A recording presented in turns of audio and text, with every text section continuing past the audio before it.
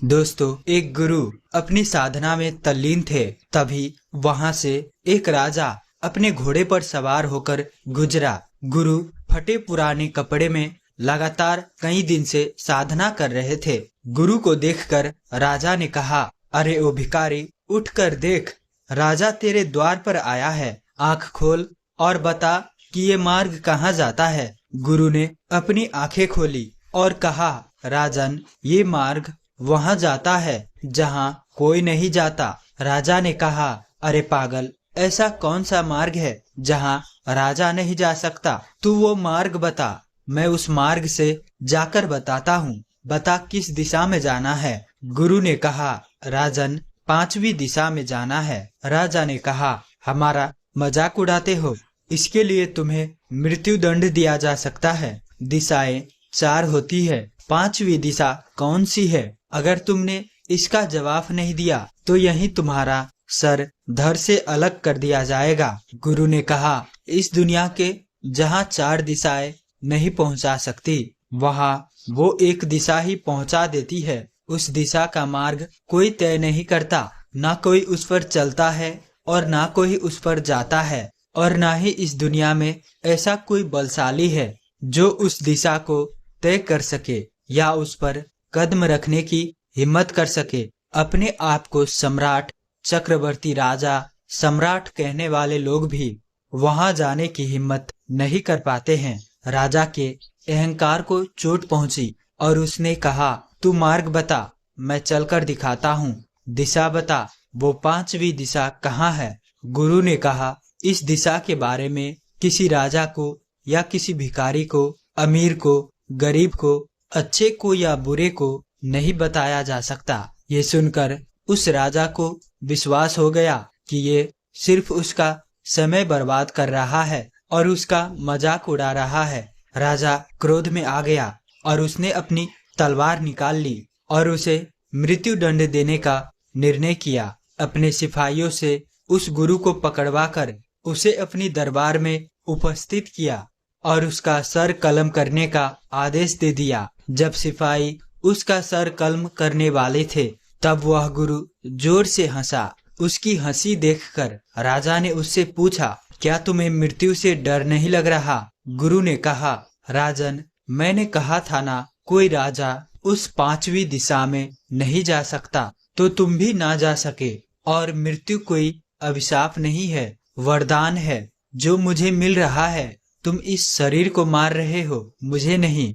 राजा ने गुरु की ये बात सुनकर उसे छोड़ देने का आदेश दिया और उससे कहा, कृपया करके आप मुझे उस 5वीं दिशा के बारे में बताएं। आपकी बातें रहस्यमय लग रही है। गुरु ने कहा, पहले तुम मुझे मेरे सवालों की जवाब दो। मुझे ये बताओ कि तुम्हारे राजा होने में तुम्हारा कितना बड़ा योगदान है। राजा ने कहा, मेरे राजा होने में मेरा पूरा योगदान है। मैं अपने काबिलियत और बल के सहारे राजा बना हूँ। मैंने इसके लिए बहुत मेहनत की है, दिन रात एक कर दिया है। गुरु ने राजा से कहा, 5वां मार्ग जानने के लिए तुम्हें मेरे साथ चलना होगा। गुरु राजा को लेकर एक मार्ग पर चलने लगे। मार्ग में एक भिखारी दिखाई दिया। उसे देखकर गुरु ने राजा से कहा, राजन, इस व्यक्ति के भिखारी होने में इसका कितना बड़ा योगदान है? राजा ने कहा, इस व्यक्ति के भिखारी होने में इसका पूरा योगदान है। व्यक्ति अपने कर्म और बल के आधार पर इस दुनिया में अपनी पहचान बनाता है। इसने कर्म ही नहीं किया होगा तो ये भिखारी हो गया। और फिर वो गुरु ने उस भिखारी से पूछा, भाई, तुम भिखारी क्यों हो? राजा क्यों नहीं हो गए? भिखारी ने कहा, मेरे माता पिता कौन है मुझे नहीं पता। बचपन में ही वह मुझे छोड़कर चले गए। एक बूढ़ी औरत ने मुझे पाला। जब मैं बहुत छोटा था तब वो भी मुझे छोड़कर चली गई। बचपन में मुझे अपना पेट पालने के लिए काम करना पड़ा। जब काम नहीं मिलता तो भीख मांगनी पड़ती। ऐसा करते करते मैं बड़ा हुआ। अपने भविष्य के लिए कुछ धन मैंने एकत्रित किया, परंतु मैं बहुत बीमार पड़ गया। बीमारी बड़ी थी, मेरा सारा धन उसी में लग गया और मैं ठीक नहीं हुआ। मेरे शरीर में इतनी ताकत नहीं है कि मैं काम कर सकूं, इसलिए जिंदा रहने के लिए भीख मांगनी पड़ती है। गुरु ने राजा से कहा, राजन, इस भिखारी की परिस्थितियाँ अगर आपको मिलती तो क्या आप राजा बन जाते, और क्या इस भिखारी को आपकी जैसी परिस्थितियाँ मिलती और यह एक राजा के घर में पैदा होता तो क्या आज ये भिखारी बनता? क्या राजा के घर पैदा होना आपका चुनाव था? क्या आप जानबूझकर राजा के घर पैदा हुए ताकि आप राजा बन सके? और क्या गरीब माता पिता के घर पैदा होना इस भिखारी का खुद का चुनाव था ताकि ये आगे चलकर भिखारी बन सके? राजा होने में आपका कोई योगदान नहीं है और इसके भिखारी होने में इसका कोई योगदान नहीं है। इस दुनिया में जो है वो होने में उनका कोई योगदान नहीं है। परिस्थितियाँ, वातावरण, जन्म का स्थान, ये सभी निर्णय करते हैं कि आप क्या होंगे। अब सोचो राजन कि तुम्हारे राजा होने में तुम्हारा कितना योगदान है। राजा ने कहा, पर गुरुदेव, कर्म में तो कोई चीज है। कर्म किसी की भी स्थिति को बदल सकता है। गुरु ने कहा, कर्म भी परिस्थितियों के अधीन होते हैं, वातावरण के अधीन होते हैं। तुम कर्म किसे देखकर करते हो? परिस्थितियों को देखकर ही करते हो ना। स्वतंत्र रूप से तुम कर्म कर ही नहीं सकते।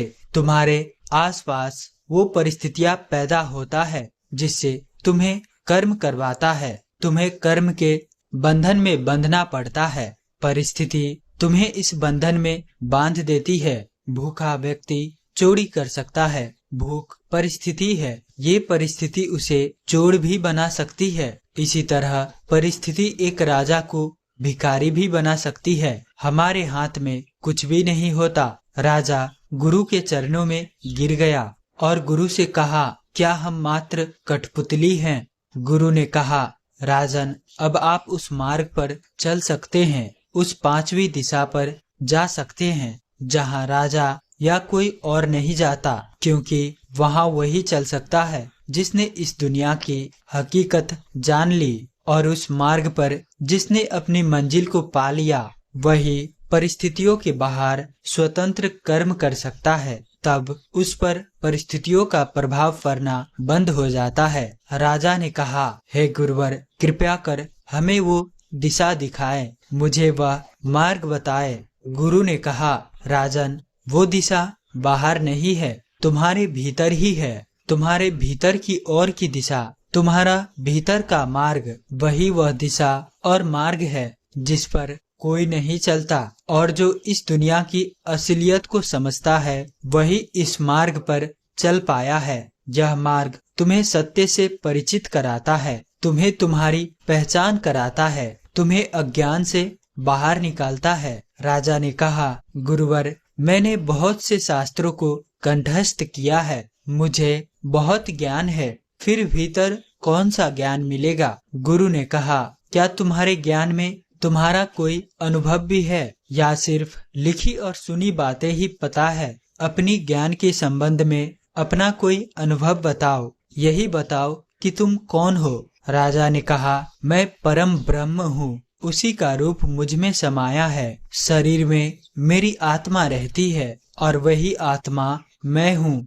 शरीर मर जाते हैं पर मैं नहीं मरता, मेरा आत्मा नहीं मरता है। आत्मा अजर अमर है, आत्मा नई नई शरीर बदलती रहती है। मैं अनंत और अनादि हूँ। गुरु ने कहा, ये उत्तर कौन दे रहा है? क्या ये उत्तर तुम दे रहे हो या ये उत्तर किसी और ने दिया है और तुम सिर्फ दोहरा रहे हो? अगर ये उत्तर तुम्हारे अनुभव की है तो तुम ज्ञानी हो, और अगर तुम किसी और की उत्तर को दोहरा रहे हो, तुम ग्रंथ की बातों को दोहरा रहे हो, तो तुम्हें कुछ भी नहीं पता, तुम अज्ञानी हो। अपनी भीतर का जो मार्ग है वह तुम्हारे इसी अज्ञान को दूर करता है। पहला ज्ञान यही होता है कि मुझे कुछ नहीं पता। अब बताओ कि क्या तुम्हें कुछ पता है?